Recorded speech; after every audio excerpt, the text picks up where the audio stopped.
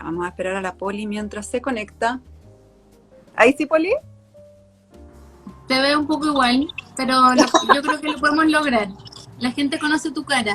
Lo lograremos. Cualquier cosa, si se ve muy pixelado, nos avisan y vemos qué hacemos. Ya. Retomemos.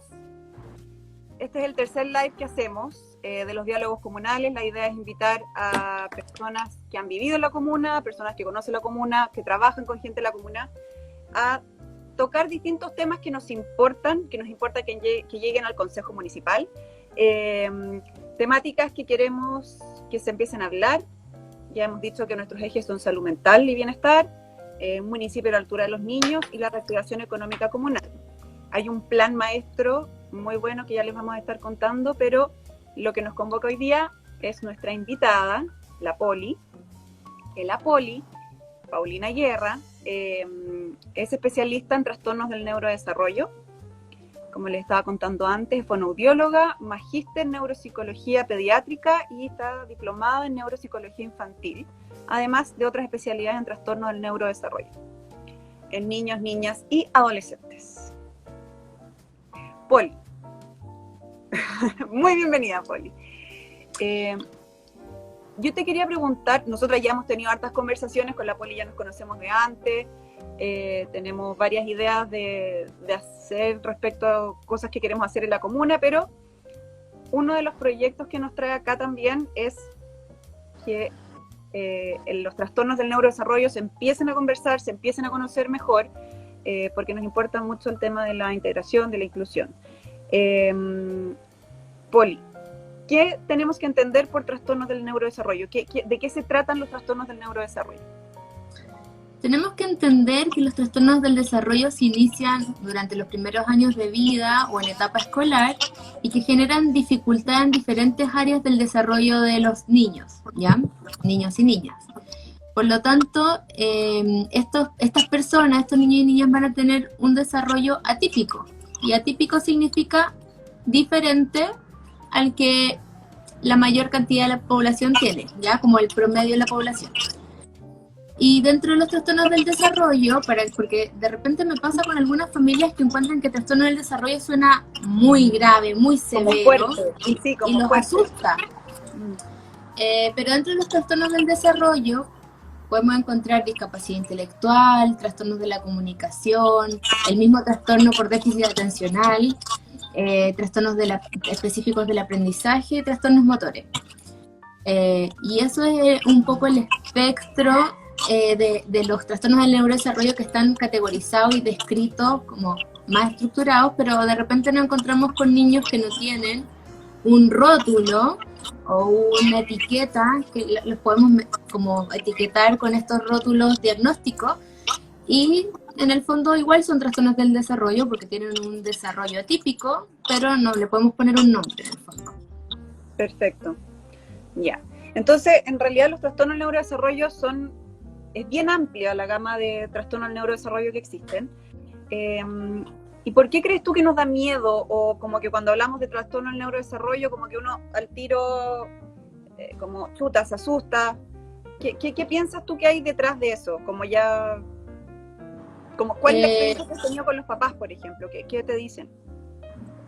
Principalmente porque hay un estigma de que siempre hay una severidad, hay un susto al futuro, de qué va a ser de su hijo, cómo va a vivir, cómo se va a casar, como un futuro de repente súper lejano, en niños de 2 años, por ejemplo, que los papás dicen se va a casar, va a estudiar en la universidad. Entonces creo que hay un miedo de cómo enfrentar el ciclo de la vida de ese niño, principalmente porque es un tema, como que los sistemas de la ciudad, el sistema educacional, el sistema de lo que hemos hablado, Cata, de cómo está dispuesta nuestra ciudad, las calles, la señalética, sea de alguna forma más inclusiva, que permita a estos papás sentirse un poco más contenidos. Es un tema muy tabú. También creo que en general genera harta aprensión con los papás cuando se ingresa al sistema escolar. Hay muchos niños que se identifican a partir de los profesionales con algún trastorno del neurodesarrollo cuando o debutan o se identifican cuando ingresan en el sistema escolar, por ejemplo. Que es un momento en la vida mucho más demandante. Muy crítico. Te puedo decir que ya he pasado por un proceso y es heavy. Es heavy el proceso del ingreso escolar. O sea, naturalmente en el sistema privado es muy demandante en las clases altas o medias altas de nuestra ciudad, nuestro país. Cuando una familia vive con alguien con trastorno del neurodesarrollo es aún más crítico. En el sistema público, los niños tienen derecho a educación y son incluidos en un sistema formal de proyecto inclusivo, o sea, de integración escolar, que se llama. Entonces es un poco más simple, entre comillas. Claro, entre comillas. Sí, a mí me pasa que ya hemos tenido con la Poli, ya tuvimos un Zoom con respecto a trastorno de neurodesarrollo y fue súper gratificante poder, súper rico poder escuchar a familias, a cuidadores en el fondo, contando su experiencia. Fue súper lindo que se abrieran, porque al final, obviamente, esto es súper personal y cada uno puede decidir si contar o no su punto de vista, su perspectiva, cómo lo está viviendo como familia o no. Pero con lo que yo me quedé por ese día fue que nos falta ser comunidad, Kevin. Nos falta entender que, claro, existe esto que es atípico, que sale de lo típico, pero que no tiene por qué ser raro, no tiene por qué ser discriminado, no tiene por qué... Es diferente. Es diferente. Ahora, y tenemos que vivir con la diferencia. Y en la medida que nosotros intentamos y eduquemos a los niños que tenemos que vivir en la diferencia con nuestros niños, hacemos comunidad. ¿Qué me decía ahí? Exacto. Perdón. Y si lo pensamos de una perspectiva un poco más amplia, todos somos diferentes, todos tenemos intereses distintos, tenemos formas de aprendizaje distintas, tenemos fortalezas y debilidades distintas. Entonces, desde esa perspectiva, no debería llamarnos tanto la atención. El tema es que son niños que necesitan más o menos apoyo. Y ese es el desafío en los sistemas en los que están insertos, sobre todo el educacional, que es el tema central. Ahora, en relación a lo que tú decías de las familias, hoy me escucho bonito. En lo que tú decías de ese Zoom o conversatorio que tuvimos con familias, también eso es lo que nos falta un poco, crear instancias, y ahí lo decía alguien también, crear instancias en las que las familias puedan conversar. Yo estuve en una pasantía en Estados Unidos, en el Centro de Neurodesarrollo en Nightingale, y lo que ellos hacían era juntar a las familias para que conversaran de su experiencia. Entonces, como habían familias que tenían hijos más pequeños, otros más grandes, otros adolescentes, otros adultos, podían como anticipar a las familias más jóvenes a los pasos, como mira, es súper importante que te preocupes esto, hay un centro especializado de esto, anda por acá. Y además de como contar la experiencia, que cambiaba harto la contención de cada familia, crean una comunidad también para cambiar cosas en educación, cambiar cosas en la ciudad, exigir cosas también, porque hay derechos que de repente los niños con trastorno de neurodesarrollo tienen, que por ejemplo en la educación, hay niños que no se pueden matricular en un año, porque los colegios no lo aceptan. Entonces es un tema, y esa comunidad familiar es lo que yo creo que nos falta también como desafío, que juntar a estos papás y familias para que se den ese apoyo, contención. Es tejer una red al final. Es eso, es hacer comunidad, es juntar a las familias, es darles los espacios de participación y de escucha, pero también que sean espacios donde ellos puedan, en el fondo, donde sientan que efectivamente lo que ellos están proponiendo tiene eco. Porque no sirve de nada, creo yo, como porque al final los que te pueden hacer mejores recomendaciones respecto a políticas públicas a implementar en una comuna, por ejemplo, o en un colegio, o en los distintos espacios, en las áreas, no sé, pues en las áreas de esparcimiento, en las plazas, etcétera, son los mismos usuarios.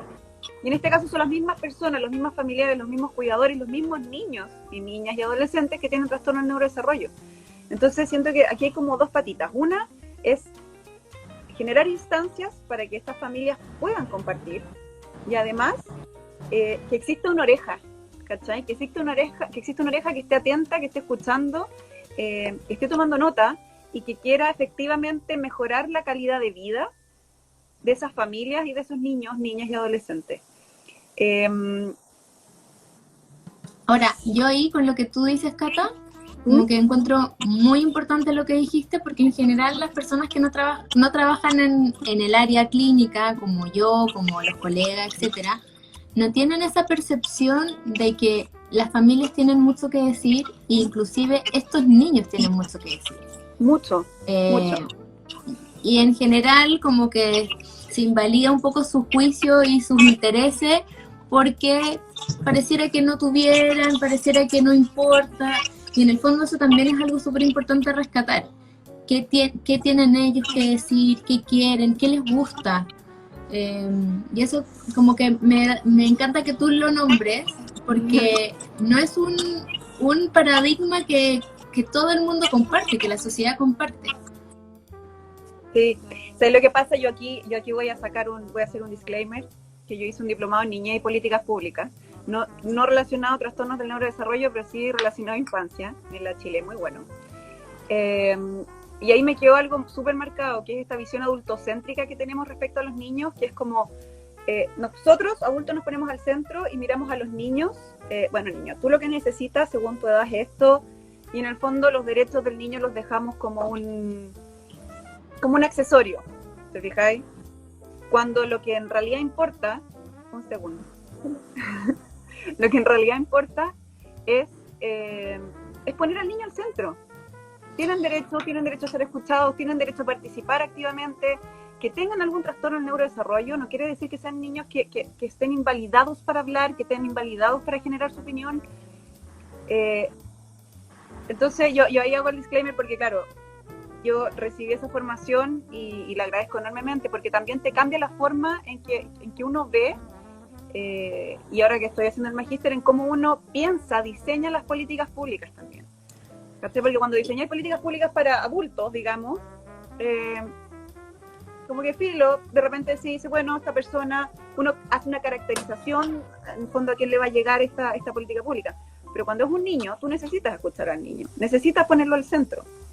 ¿Te fijas? Entonces, cuando yo hablo cuando hablamos en el proyecto que queremos llevar al municipio, esto de hacer un municipio a la altura de los niños, es que dejemos de mirar como adultos. En el fondo tiene esa cosa media como, así como agachémonos, miremos como ellos ven y escuchémoslo. ¿Te fijáis? Entonces, creo que es necesario que los escuchemos, que los hagamos partícipes activos. Hay varias cosas entretenidas que se pueden implementar en los municipios respecto a la participación de niños, niñas y adolescentes,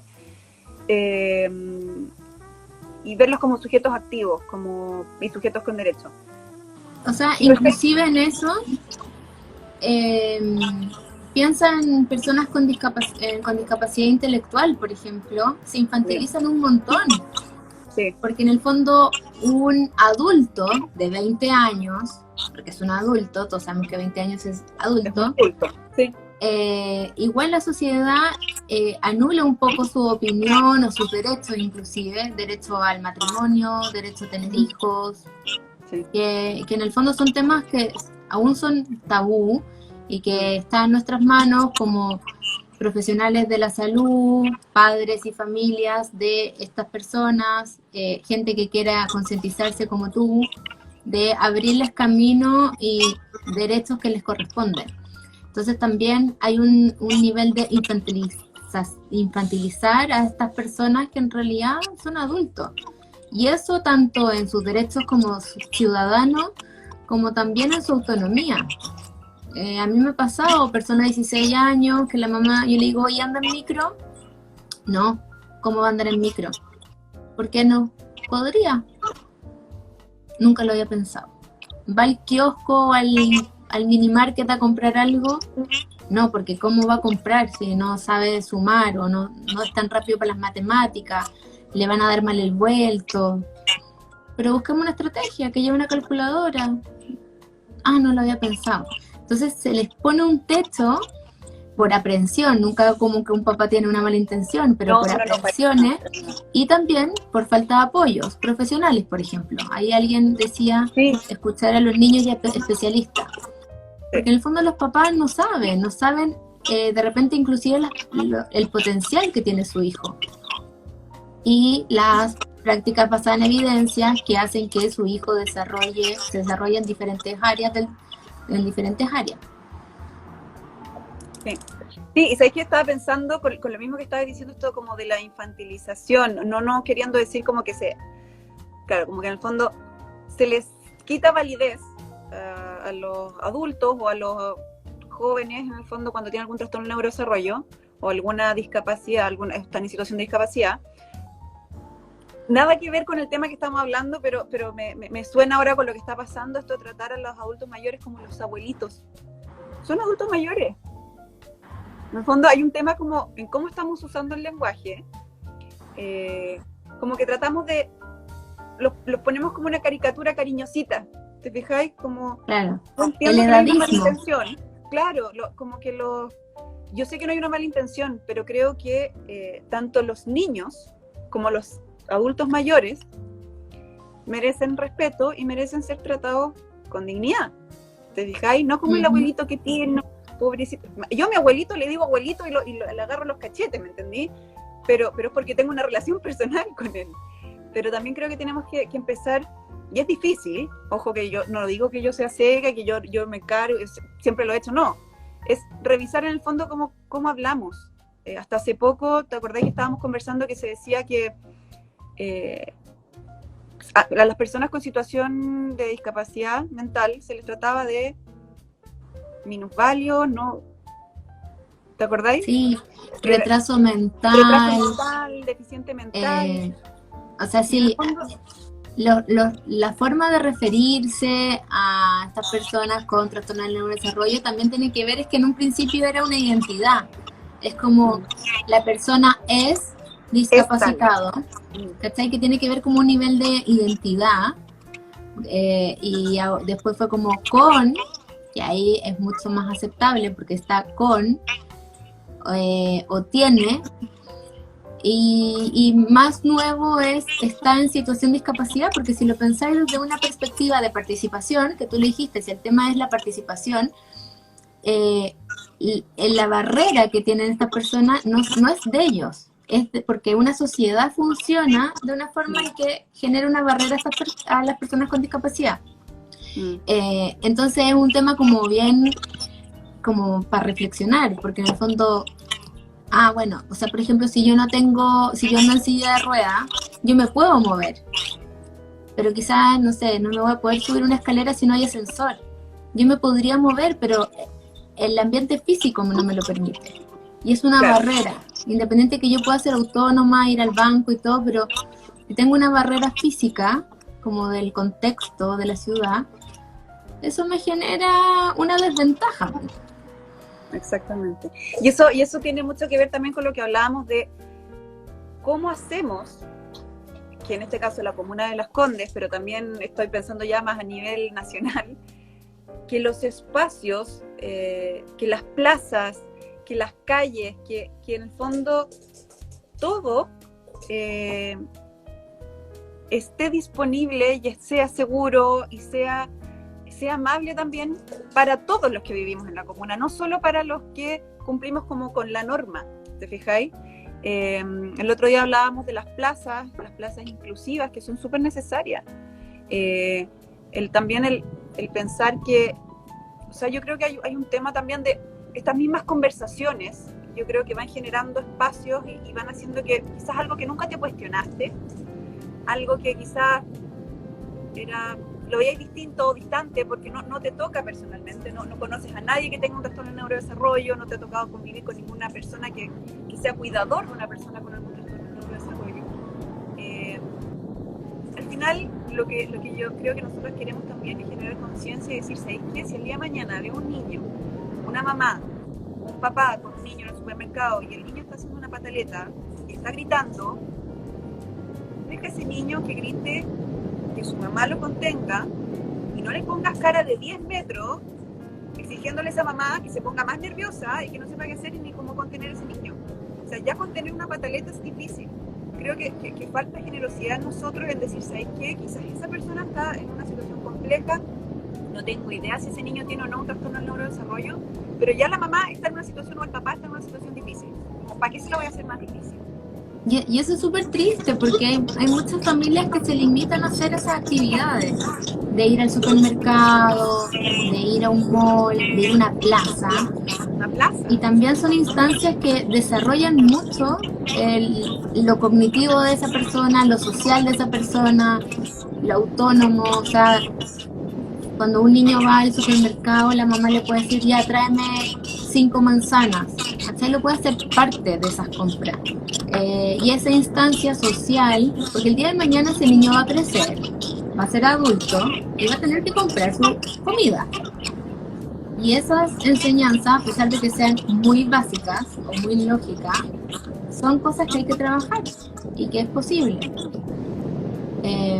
Y bueno, y otro tema que tú decías de las plazas, el tema inclusivo o en la vía pública en general, tiene que ver también con mirar los trastornos del neurodesarrollo, las personas en situación de discapacidad desde las cosas visibles, los trastornos de desarrollo visibles, que podría ser una persona con ceguera, con por ejemplo trastorno motor, versus otras que son invisibles. El niño dentro del espectro autista, el niño con déficit atencional, que es súper estigmatizado, que es algo mucho más conocido, que en general todos conocemos a alguien con déficit atencional, pero está súper estigmatizado también. Los niños lo pasan mal porque es como, el inquieto, el flojo, y en verdad tienen dificultades que son muy significativas en su funcionamiento, en su día a día. Entonces, claro, hay unas que son invisibles. Claro. Y que Oye, quiero ver Sí, es que acá dice, mira, a nivel general, como Karina nos dice, a nivel general la educación se puso exitista, lo que provoca que los papás o mamás, a la mínima sugerencia de apoyo, se toman con una connotación muy negativa. El foco está muy mal puesto, desde preescolar se prepara para la PSU, no en el desarrollo y aprendizaje de cada niño o niña. O sea, no puedo estar más de acuerdo. Sí. Yo creo que tenemos que estar dispuestos los que somos papás, y aquí hablo con los que son papás o mamás, y cuando nos tocan a nuestros niños, nos tocan aquí, ¿cachai? Y nadie quiere ver cosas malas en sus hijos, pero malas, entre comillas. Pero lo que yo quiero, como la invitación es decir, ¿sabéis qué? En la medida que nosotros también bajemos la guardia, aceptemos una sugerencia que puede, ojo, hay muchas sugerencias que también pueden ir en la línea como de pastillas de niño, que también lo he escuchado. ¿En qué? En pastillas de niño, como tiene déficit atencional, denle pastilla como para que se calme. ¿Okay? Yo creo que si hay algo que nos hace ruido, algo que nos dice, ¿sabes qué? Pucha, yo siento que a mi hijo esto le está costando, esto puede ser algo que el día de mañana le complique. Ponte tú, yo voy a hablar de una situación personal. Yo tengo un hijo que tiene 8 años y siempre nos habían dicho que cuando se frustraba, se encerraba. ¿Okay? Y se cruzaba de brazos o se metía entre un locker, como que no era el niño que hacía pataleta o que le pegaba a los compañeros, por ejemplo. Era difícil que hiciera eso. Pero con mi marido dijimos, ¿sabes qué? Esto obviamente no le está haciendo bien. Nos habían dicho en el colegio que pasaba esto, también nos dijeron en el jardín que tuviéramos ojos, pero tampoco era algo tan conflictivo. ¿Okay? Entonces con Andrés dijimos, ¿sabes qué? Queremos que sea feliz. Y existen especialistas que lo pueden ver y que nos van a decir si esto efectivamente, porque nosotros no somos especialistas, tenemos todo el amor del mundo, pero no somos especialistas. Entonces, un especialista lo puede ver y puede decir, ¿sabes qué? Efectivamente esto está bien, o sea, esto cumple o está dentro de lo que se espera de un niño de esa edad, o efectivamente, ¿sabes qué? Tenemos que tratar algo porque aquí hay algo en él que está superándolo. Y ahora estamos en terapia y nos encanta la psicóloga con la que está. Y ha sido bacán, porque él ha aprendido a sacar sus emociones. El tema que tenía él era que se restringían las emociones. ¿Sabes? Entonces empezó a entender, y hizo todo el trabajo con la psicóloga, de que tenía que exteriorizar esas emociones. Obviamente al principio se desbordó con las emociones, pero ahí estábamos los papás para contenerlo. Entonces, como que tengamos los papás, por amor a nuestros hijos, la suficiente cabeza y apertura, decir, ¿sabéis que si hay algo aquí, hay alguien que nos está diciendo que puede haber algo, consultemos a un especialista, no pasa nada. Ir al psicólogo, ir al fonoaudiólogo, ir al psiquiatra, esto tiene también mucho que ver con los trastornos, con salud mental. No es malo. Por algo hay especialistas, por algo tenemos que ir a consultar. Tenemos un problema legal, al tiro acudimos a los abogados, ¿cierto? Aunque nos cobren un ojo a la cara, aunque les cobremos un ojo a la cara. ¿Por qué no hacemos lo mismo con nuestra salud mental? ¿Por qué no hacemos lo mismo con los especialistas que trabajan con trastornos del neurodesarrollo o que son psicólogos, psiquiatras, fonoaudiólogos, etcétera? Yo creo que esa es como la invitación que queda ahí abierta. Y lo otro importante, Cata, es que la pesquisa temprana, o sea, entre más temprano se identifique un trastorno del desarrollo, entre más temprano ese niño reciba apoyo, mejor. O sea, el pronóstico es mucho mejor, el desarrollo empieza a encauzarse o hacia adelante más rápido. Entonces también tiene que ver eso, que es otro tema. Sí. Que haya pesquisa temprana, que los pediatras deriven oportunamente. En general, en Latinoamérica, los pediatras no son los primeros en derivar y piensan en controles sanos de los niños. Los pediatras son, inclusive las enfermedades como de invierno y todo, los pediatras ven muchas veces a los niños y hay muy pocos pediatras que derivan oportunamente y que tienen el discurso de no, pero es que no habla porque es regalón, no habla porque sus hermanos hablan por él, no, es que es hombre, entonces un poquito más lento en su desarrollo, no, es que típico de manipulador. Todos esos discursos son muy poco productivos para el desarrollo de ese niño y en general por eso las derivaciones debutan en un sistema escolar, porque las exigencias son mayores y por eso en el fondo se genera como un poco más de roce en el curso del desarrollo, como académico. Entonces ese es otro tema, de que los papás de repente lo saben, sienten, los papás tienen un instinto que no hay que... No hay que minimizar. De repente, no hay que minimizar. Y como tú dices, consultar no tiene nada de malo, evaluar no tiene nada de malo. No es una exageración nunca. Sobre todo que un profesional le va a decir, mira, sí, en verdad esto no está dentro del desarrollo típico, necesita apoyo, no necesita apoyo. Así es. Mira, acá Ale Gómez nos comenta, dice, los adultos le ponemos las etiquetas. Efectivamente. Mucarena dice, para aceptar la sugerencia de apoyo hay que crear una comunidad. Totalmente de acuerdo. Y un foco donde un niño o niña no sea estigmatizado ni los padres sientan que tienen un hijo defectuoso. Eso yo creo que es lo más importante y lo más difícil. Como efectivamente lograr que se genere una comunidad. Estamos hablando de los colegios porque es como el lugar donde más conviven, digamos, pero esto también tiene que pasar en las distintas comunidades que se van formando. Si vives en un condominio, eso también es una comunidad, ¿te fijáis? Entonces, hay que crear comunidad, hay que entender que todos los niños son distintos y evitar la estigmatización, eso yo creo que es clave. O sea, al final los niños repiten lo que nosotros decimos. Yo estuve un tiempo trabajando en una fundación que se llama De Río a Frontera, que trabaja por la inclusión de los niños migrantes en el sistema educativo chileno. Y nos pasó que queríamos medir los índices de tolerancia en las salas de clase y en el fondo de inclusión y cómo se iba viendo la inclusión. Y nos dimos cuenta que mientras más chicos, menos estigma, pero mientras más grandes, más estigmatización había. Y eso porque lo escuchan en la casa, eso porque lo escuchan en la tele, lo ven en la tele, ¿cachai? Es el ambiente. Y porque también se va naturalizando, o sea, el fenómeno, un niño neurotípico o con un desarrollo promedio y todo, que sea compañero de un niño con más desafíos, más barreras para el aprendizaje, etcétera, es un privilegio, porque imagínate el buen ser humano que se convierte, de ser empático, de normalizar algo que es muy estigmatizado, de ayudarlo, de apoyarlo. O sea, yo encuentro que la inclusión no solo aporta al niño con trastorno del neurodesarrollo, sino al grupo, a la profesora o al profesor. Hay un proyecto de ley que está actualmente, todavía no es ley, es proyecto, que está hecho por, hay varios Evópoli ahí metidos, pasó la propaganda política,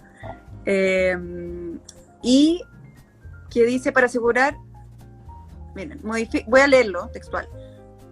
Artículo único. Modifíquese el decreto con fuerza de ley 2 del Ministerio de Educación que fija el texto refundido, coordinado y sistematizado de la ley 20.370 con las normas no derogadas del decreto con fuerza de ley número 1 del 2005, incorporando en el artículo 46, literal B, un nuevo inciso segundo y final del siguiente tenor.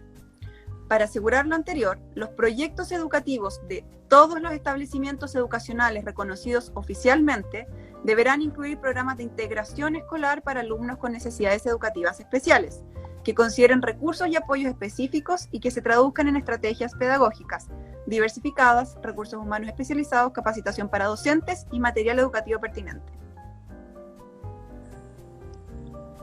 En el fondo es ampliar el proyecto PIE que está en el sistema público, llevarlo al sistema privado.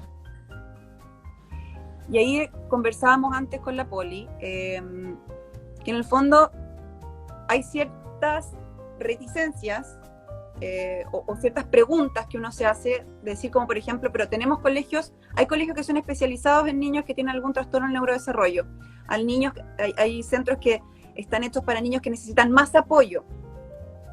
Entonces, ¿qué va a pasar? ¿Qué va a pasar con estos centros? ¿Qué pasa con los colegios? ¿Cómo se van a adecuar los colegios? Y en lo personal, yo creo que es necesario, esto no se trata de elegir uno o lo otro, yo creo que es necesario que existan los dos conceptos de educación, digamos, los colegios especializados y los colegios que hacen inclusión o integración, pero me parece súper importante que exista tanto en los colegios públicos como en los colegios privados, y me parece muy bien que esto se esté discutiendo hoy día. Ojalá salga la ley pronto, porque es súper injusto para un niño, independiente de su situación económica, la situación económica de los papás, que no tenga apoyo, que no existan recursos humanos especializados, lo que dice acá, que no exista capacidad docente, que no capaciten a los docentes. Es injusto también para el docente, que no existan materiales educativos pertinentes. Al final... Ahora, dale. Ahora, igual lo conversamos también con las familias esa vez, pero yo creo que en este fenómeno de educación, las familias con plata, con buen nivel socioeconómico, con alto nivel socioeconómico, han tenido una limitación que quizás antes no la habían tenido porque en el fondo la plata les permitía solventarla, acceder, etcétera. Porque los colegios de nivel socioeconómico alto tienen más exigencia y no los aceptan y no los aceptan. Y no me importa que pagues, no me importa que pagues más, porque algunos colegios cobran más por un sistema, como por algunos apoyos. Sí. No me importa que pagues, no entras al colegio. Entonces es un sistema que las personas que tenían nivel socioeconómico alto se ven limitadas, o sea, es transversal, ¿cachai? Sí, y al final es injusto con los niños. A mí, ¿sabes lo que me pasa? Que independiente, para mí los niños son niños. Vengan de una familia con recursos, una familia clase media, ¿te fijáis? Los derechos de los niños los tenemos que proteger. Los niños con trastorno del neurodesarrollo, independiente de la situación económica en la que se encuentren, tienen derecho a una educación, tienen derecho a querer participar en la vida, ¿cachai? En la vida cotidiana. Si esa es la cuestión. Y tienen derecho a recibir una educación de calidad. Entonces, ponte tú, no sé, pues hay casos que han estado muy en boga últimamente. No voy a nombrar el colegio, pero hubo un caso de una niña que, si no me equivoco, tenía espina bífida. estaba con silla de ruedas y ella estaba en preescolar, y cuando le tocaba pasar a la básica, el colegio le dijo: no le renovamos la matrícula, porque ahora ella tiene que controlar su esfínter.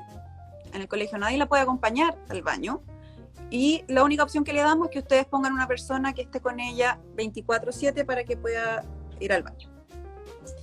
¿Te fijas que por una niña que estuvo 2 años con sus compañeros de curso, que logró generar amistad, donde los papás se sintieron acompañados, que es donde se creó comunidad, tiráis todo eso a la borda porque ahora se te ocurre a ti, colegio, decirle: ¿sabes qué?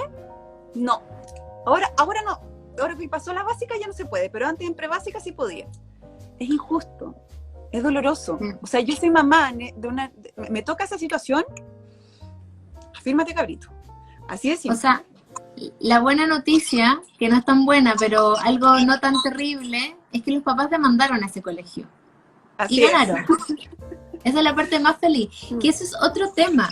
Los papás o las familias de niños con trastorno del desarrollo andan mendigando, tocando puertas así como: por favor recibe a mi hijo. Está en una situación bien vulnerable. Sí. Entonces dejan pasar muchas cosas que tienen que ver con el derecho de los niños y con discriminación, y no las denuncian. Y hay que denunciarlas porque hay que ir marcando precedente, uno, de aquellos colegios que tienen esas prácticas, inclusive con proyectos a veces católicos, donde tienen un proyecto educativo valórico que no se condice con su inclusión. Hubo una noticia hace poco también de un colegio al respecto, sí. Y bueno, y otros laicos, pero en el fondo creo que ir denunciándolo y ir destapando, al colegio le va a importar por último su marketing. Porque al final algunos colegios, los particulares tienen mucho tema de marketing. Y hay familias que les importa y hay familias que no les importa, pero en el fondo que sea una familia que está matriculando a su hijo con esa información disponible. Sí. Pero sí. Sí, y yo, a ver, como yo insisto, está bien que los colegios tengan sus proyectos educativos, está todo súper bien, pero acá están los derechos de los niños, niñas y adolescentes que no se pueden vulnerar, punto. Así como, este es el piso, de aquí conversamos. Entonces, yo creo que nos falta conversar estos temas, porque esto no se trata de esta niña que simplemente, bueno, se va a otro colegio y sigue haciendo su vida, se trata del desarraigo también. ¿Te fijas? Con lo que cuesta hacer comunidad, con lo que cuesta efectivamente que el curso, que se genere un ambiente, pucha, de cariño, de trabajo, en que se conozcan, ¿cachai? Que las familias también se sientan cómodas. Bueno, decirle, mandarse a cambiar, es francamente, pucha. O sea, partiendo porque no hay corazón de por medio, también se vulneran todos los derechos a vivir y por haber. Entonces, la invitación también es como, cuando hablamos de las comunidades, nos referimos a las comunidades escolares, a los apoderados, pero también nos referimos a los directores de los colegios, nos estamos refiriendo a la plana directiva de esos colegios. Creo que es súper importante. Ay, perdona. En una medida como más práctica, las carreras de pedagogía, o sea, en pregrado, las educadoras de párvula, pedagogía básica, pedagogía media, debiesen incluir en sus mallas estos temas. Porque también desde otra perspectiva, una profesora no tiene idea y no tiene por qué saber, porque en realidad nunca fue tema. Por eso yo siempre como que voy a todos los colegios, me gusta harto trabajar con las profesoras, conversar, entender que ella está en un curso de 35 niños, por lo tanto en verdad no puede estar focalizada 100% en uno, en un solo niño. Pero lo clave yo encuentro, más que los colegios, porque de repente hay colegios que dejan mucho que desear con sus políticas y sus restricciones con los niños, es que te toque una profesora que se saque la mugre por ese niño. Y que diga, no, es que hagamos equipo en el fondo. Y lo potencie. Y en mi experiencia, yo me he topado con muchas profesoras así, y profesores, que a pesar de que la institución lucha en contra para que ese niño se vaya, ella lo apoya y potencia el desarrollo y etcétera. Pero también hay que pensar eso, que de la perspectiva de formación profesional, los colegios están invirtiendo muy poco en capacitaciones, o en buenas capacitaciones, en capacitaciones tampoco, no solo teóricas, que eso es lo otro. Hay capacitaciones que son muy teóricas, que son muy interesantes, pero que el profesor dice ya, ok, ¿y en la sala qué hago? ¿Qué hago en la sala? Entonces, un desafío. Ah, mira, Mucarena es educadora de párvulo. Ah, y tuvo clases sobre diversidad. Ah, mira, interesante. Y ella, Mucarena, La católica. ¿Y trabaja en un colegio particular o público, municipal? Dice, se hace capacitación a la rápida.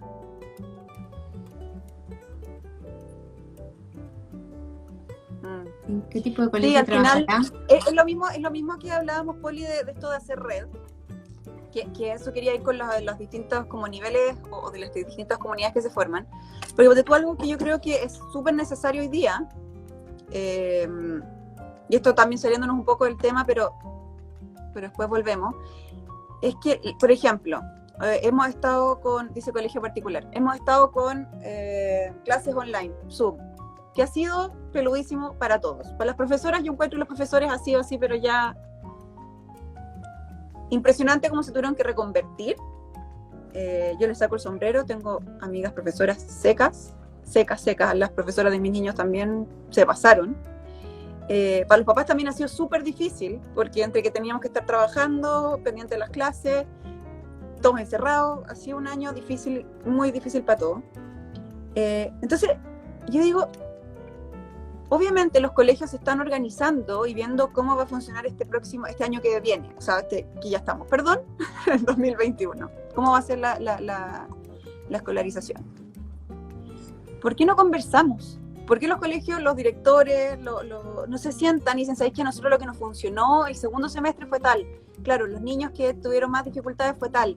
Al final nos falta ser comunidad, nos falta hacer redes, como que siento que todavía vivimos en bueno, a mí me funciona esto, así que yo aplico esto.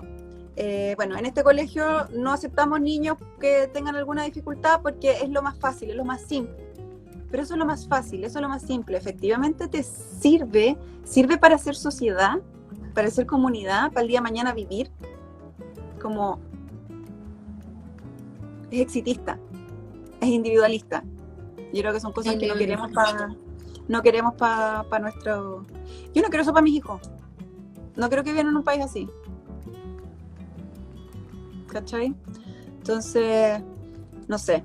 Este tema es importante. ¿Cómo lo llevamos al municipio? Hay varias ideas que tenemos en mente, que ya les vamos a estar contando cuando se pueda hacer propaganda electoral, porque la propaganda parte el 10 de enero. La campaña partió el 11 de enero. El 10 de febrero parte la propaganda. Pero ahí vamos a poder estar contándoles más las actividades que vamos a hacer, las cosas que queremos hacer respecto a trastornos del neurodesarrollo y cómo abordarlos desde el municipio de Las Condes.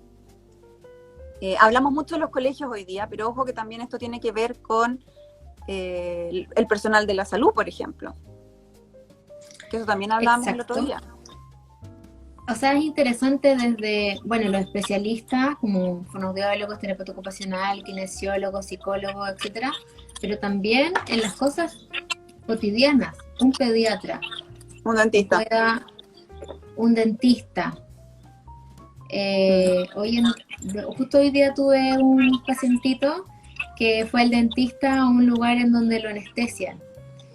Pero además de anestesiarlo, hay toda una preparación para que él se sienta cómodo en el lugar, no es tan hostil como un dentista común. Entonces también es súper importante que todos puedan tener acceso a eso, porque claramente es un lugar particular, pero que puedan tener espacio, o un niño si llega a la clínica, que puedan decir, necesita más tiempo para que lo revisemos, necesita... como esa empatía y conocimiento transversal en todas las cosas que ese niño se va a ver enfrentado con su familia. ¿Te acordás que hablábamos hubo un caso, una de las familias que nos contó que ellos habían estado súper agradecidos porque les había tocado ir a la clínica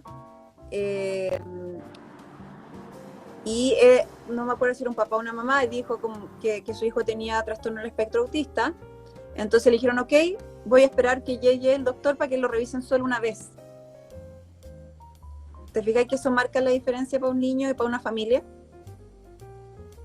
Sí. Y son pequeños gestos, son pequeñas cosas que tenemos que ir incorporando en el día a día, en los distintos, en la vida cotidiana.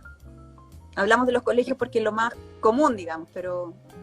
O sea, claro, inclusive hacer un ambiente que sea apto también como no tan adultocéntrico, sino también en general todos los niños, hacer espacios que sean para niños, hacer espacio para niños con más desafíos, que necesitan más apoyo. Al final, como tú decías, es algo, dejar de ser individualista y pensar en la amplitud y neurodiversidad de todos nosotros. Lo mismo que la ley de cuotas, que ese es otro tema. Que en los trabajos hay una cuota, un porcentaje de personas que estén en situación de discapacidad trabajando en la empresa. Y que no es inventarle una pega, po. No es decir, ya, el reciclaje, no hacemos reciclaje, inventemos que separe los papelitos de cada oficina, porque como tiene discapacidad, ya, es simple. No, pues, la idea es que sea un cargo que existe en la pega. Exactamente. Y que él se desarrolle para hacer ese cargo, no para inventarle, para cumplir con la ley de cuota. ¿Cachai? Esta es la ley, esta es la trampa, Poli, ese es el problema. Nos cuesta tomar el camino difícil, que es el camino que exige trabajo, que exige dedicación, que es decir, esta ley de cuotas lo que quiere efectivamente es que personas en situación de discapacidad puedan ejercer trabajos, pero no que solo estén en los trabajos o inventemos trabajo para cumplir con la cuota. Es que se puedan incorporar al mundo laboral porque son personas que son capaces y que necesitan también vivir y necesitan trabajar. Participación y oportunidades al final. Participación y oportunidades, exactamente. Y al final son estos niños, niñas y adolescentes que el día de mañana ojalá no necesiten estas cuotas y ojalá efectivamente estas cuotas hayan corrido la barrera y no sea tema en un futuro el tema de la discapacidad, estar en situación de discapacidad o tener algún trastorno del neurodesarrollo. Ojalá avancemos para allá. Yo creo que es un camino difícil, pero es un camino y es una lucha que tenemos que dar si queremos ser yo de verdad digo, yo quiero que mis hijos vivan en un mejor país, que vivan en una mejor comuna, quiero lo mejor para ellos, y sé que lo mejor es difícil, pero es trabajar por la inclusión, es trabajar por la integración, y es difícil no porque estos niños, mucha gente trata de decirlo como así, sean difíciles, es porque nos incomoda, ¿te fijáis? Y tenemos que aprender a salir de la incomodidad. Es la realidad, ¿cachai? Tenemos que dejar de mirarnos al ombligo y decir, esta es nuestra realidad, tenemos que convivir. Porque nos hace bien a todos, la diversidad nos hace bien a todos. No, y que también queremos papás empoderados, son papás que todavía yo veo que tienen muchos sustos, están muy vulnerables, y tienen que ser voceros de su hijo, abrir camino, luchar por los derechos de sus hijos, ser y aquí parte, estamos para ello. Claro, y ser parte también de las terapias. De repente hay papás que dicen, no, es que yo te voy a hacer la terapia, no, velo tú. Y en el fondo es como, no, porque yo veo a tu hijo 2 veces a la semana, o 1, o 3, o da lo mismo, aunque la viera 7 veces a la semana, pero tú estás 24/7 con él. Tú eres más importante en su vida que yo. O sea, claro. Tienen que hacerse parte, y como vocero, ¿sí? como gritar lo que necesitan, que en eso, bueno, con una comunidad sería mucho más importante, pues sería masa, hay que generar esa masa. Sí, hay que construir comunidad y para eso estamos y por eso queremos llegar también al consejo, para hacer red, para hacer comunidad, para que estos temas, para que los niños, niñas y adolescentes tengan un espacio de participación efectivo en el municipio. Así que eso. Poli, muchísimas gracias. Oye, gracias a ti. ¿Algo más que quieras decir? Sí, me encanta la invitación porque me encanta que se abran estos temas a la comunidad. Me encanta que sea tema. Que no solo sea tema el reciclaje y en general, que me encanta el reciclaje, pero este tema es muy importante para mí y para muchos, entonces me encanta que se empiece a hablar, que también se levante la información. Así que sí. gracias por la invitación.